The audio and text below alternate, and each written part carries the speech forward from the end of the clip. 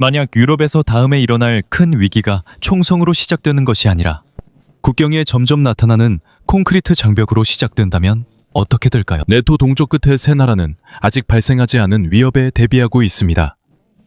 위협이 닥칠 때 놀라지 않기 위해서입니다. 러시아와 서방 사이의 긴장이 계속되는 가운데 에스토니아, 라트비아, 리투아니아는 잠재적인 공격을 늦추고 저지하며 막기 위해 설계된 광범위한 방어선을 구축하고 있습니다. 더 큰 질문은 그들이 진짜 두려워하는 것이 무엇이냐는 점입니다. 시작하기 전에 이 영상에 좋아요와 구독을 눌러주세요. 저희 콘텐츠 제작자들에게 큰 힘이 됩니다. 감사합니다. 자, 이제 시작하겠습니다. 유럽의 북동쪽 지역에서 세 나라가 조용히 있지만 계속해서 준비를 하고 있습니다. 네토의 소국인 에스토니아, 라트비아, 리투아니아입니다. 우크라이나에서 전쟁이 계속되고 러시아와 서방 간의 긴장이 여전히 높은 가운데 이 나라들은 자신들의 국경을 더 넓은 방어 체계의 일부가 되도록 바꾸고 있습니다. 발트 3국 관리들에 따르면 목표는 간단합니다. 어떤 잠재적인 침략자도 쉽게 들어오지 못하게 하고 나토 동맹국들이 대응할 수 있는 충분한 시간을 확보하는 것입니다. 이 준비의 가장 뚜렷한 상징 중 하나는 용의 이빨라고 불리는 피라미드 모양의 콘크리트 장애물로 장갑차와 탱크의 이동을 늦추거나 막기 위해 설계되었습니다. 이러한 유형의 방어는 군사 역사에서 오랫동안 사용되어 왔지만 유럽이 현대 전쟁에서 중장갑이 어떻게 사용되는지 목격한 후 다시 중요해졌습니다. 라트비아에서는 2024년 에세발트 국가가 합의한 후 새로운 국경 요새화 프로젝트의 일부 구간 건설이 시작되었습니다. 일부 방어시설이 세워질 부지는 국가가 국가 안보를 위해 수용했으며 정부 관계자들에 따르면 토지 소유주들에게는 보상이 지급되고 있습니다. 라트비아만 행동한 것은 아닙니다. 리투아니아에서도 칼리닝그라드 근처 국경 일부에 대전차 장애물을 설치했습니다. 칼리닝그라드는 리투아니아와 폴란드 사이에 위치한 러시아의 월경지입니다.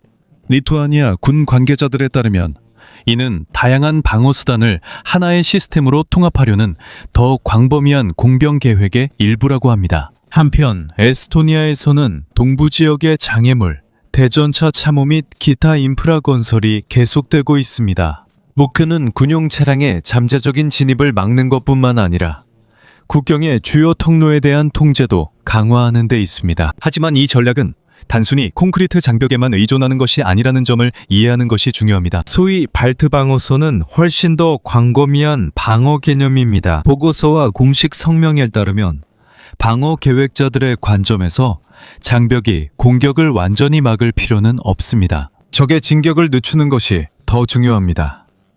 현대전에서는 매 시간이 중요합니다. 공격하는 병력이 느리게 움직일수록 방어를 준비하고 정찰을 실시하며 동맹국으로부터 지원을 요청할 시간이 더 많아집니다. 이것이 분석가들이 억지력이라는 개념을 자주 언급하는 이유입니다.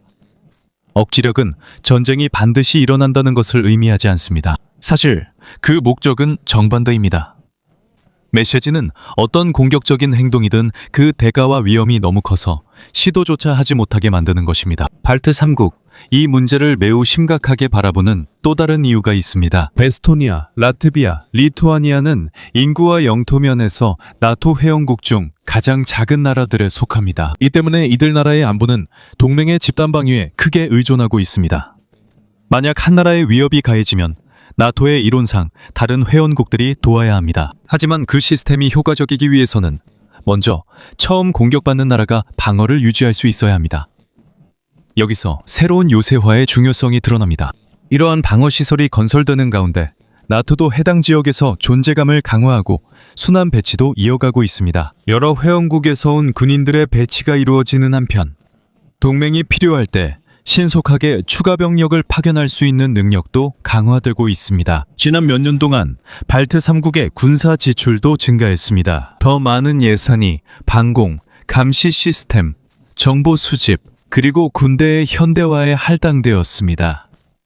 발트의 국가들의 새로운 방어는 단순히 적을 물리적으로 막는 것만이 아닙니다. 여기에는 지상 센서, 감시 시스템, 관측 타워, 정찰 드론을 활용하여 군사지휘센터에 실시간 정보를 제공하는 것도 포함됩니다. 현대 전장에서 적의 움직임을 가장 먼저 포착하는 나라가 대개 큰 이점을 갖게 됩니다. 이것이 바로 발트 방어선을 단순한 콘크리트 장벽의 연속으로만 봐서는 안 되는 이유입니다. 이것은 공병, 정보, 그리고 신속한 군사 대응을 결합한 통합방어 네트워크입니다.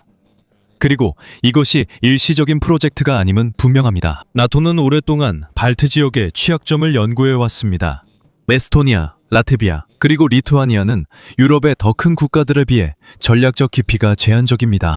간단히 말해서 대규모 위기가 발생할 경우 후퇴할 공간이 거의 없습니다. 이로 인해 이들 국가의 방어 전략은 억제, 지연, 그리고 동맹국들과의 신속한 협력에 초점을 맞추고 있습니다. 드래곤 스티스와 같은 대전차 방벽이 다시 주목받는 데에는 또 다른 중요한 이유가 있습니다. 수년 동안 일부 분석가들은 정밀 미사일, 드론, 그리고 현대적인 공군력의 등장으로 이런 유형의 방어가 이미 시대에 뒤떨어졌다고 믿어왔습니다. 하지만 우크라이나 전쟁은 탱크, 장갑차, 그리고 대규모 기계와 돌격이 여전히 지상작전에서 중요한 역할을 한다는 것을 보여주었습니다. 콘크리트 장벽, 대전차 방어물, 도랑, 지뢰밭, 그리고 정밀 무기를 결합하면 어떤 공격군이라도 방어선을 빠르게 돌파하기가 훨씬 더 어려워집니다. 하지만 나토에게는 방어물만으로는 충분하지 않습니다. 2026년 5월 말 로이터 통신은 동맹이 에스토니아와 라트비아 방어를 위해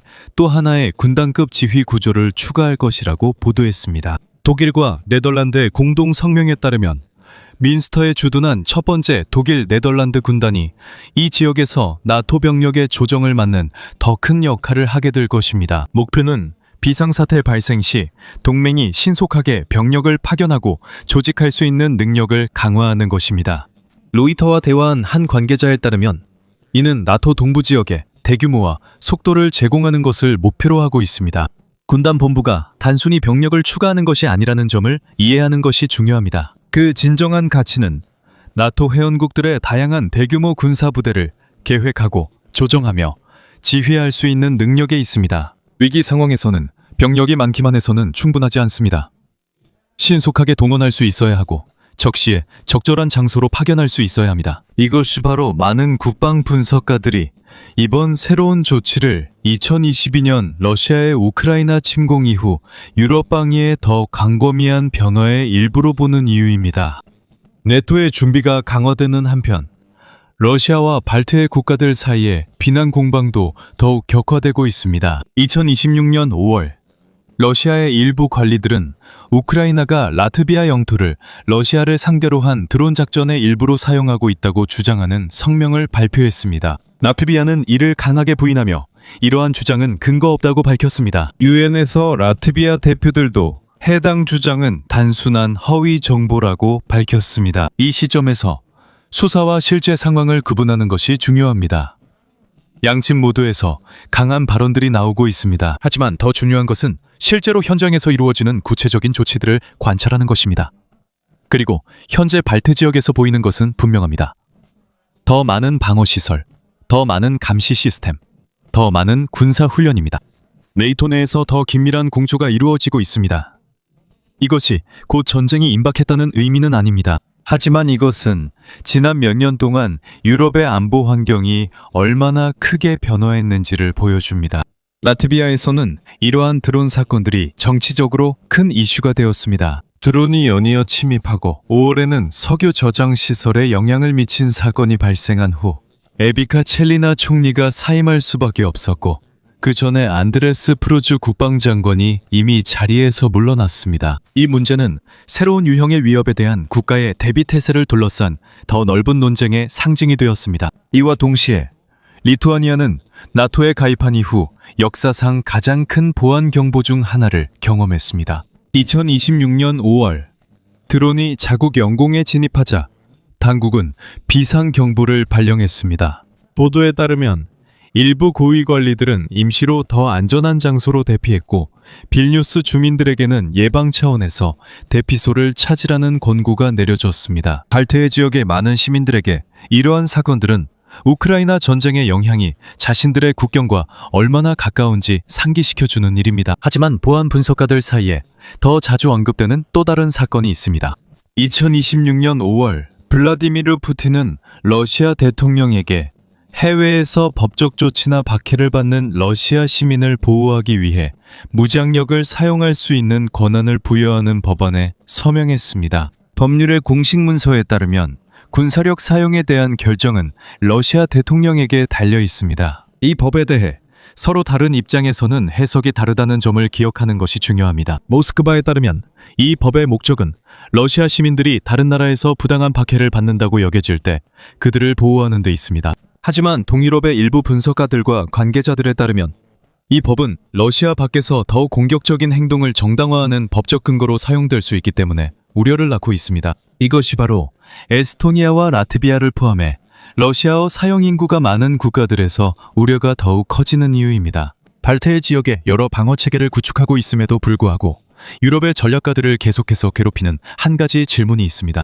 만약 나토와 러시아 간의 긴장이 더욱 고조된다면 이러한 준비가 충분할까요? 2026년 초 여러 국방 분석가들과 싱크탱크들은 발트해 지역에서 위기가 발생할 경우 어떤 결과가 초래될지에 대한 다양한 연구를 발표했습니다. 여기에는 대규모 충돌이 얼마나 빠르게 전개될 수 있는지 가늠하기 위한 시뮬레이션과 워게임 시나리오도 포함되어 있습니다. 하지만 이러한 연구들은 미래를 예측하는 것이 아니라는 점을 명심해야 합니다. 이것들은 단지 특정한 가정과 가상 상황에 근거한 분석일 뿐입니다.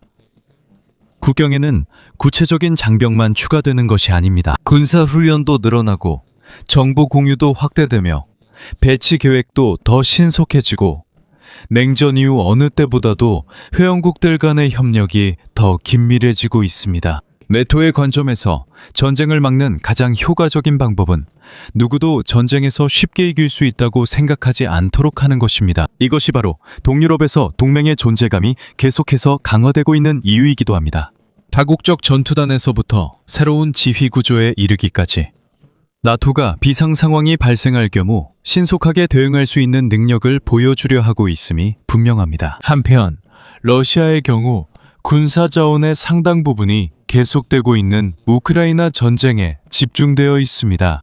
2022년에 전면 침공이 시작된 지 4년이 넘었지만 전쟁은 여전히 모스크바의 경제, 인력, 그리고 전략적 계획에 영향을 미치고 있습니다. 하지만 가능성이 낮다고 해서 불가능하다는 뜻은 아닙니다. 그리고 국가안보 분야에서 정부들은 최상의 상황이 아니라 최악의 상황에 대비해 준비합니다. 그들은 최악의 상황이 발생할 가능성에 대비해 준비합니다.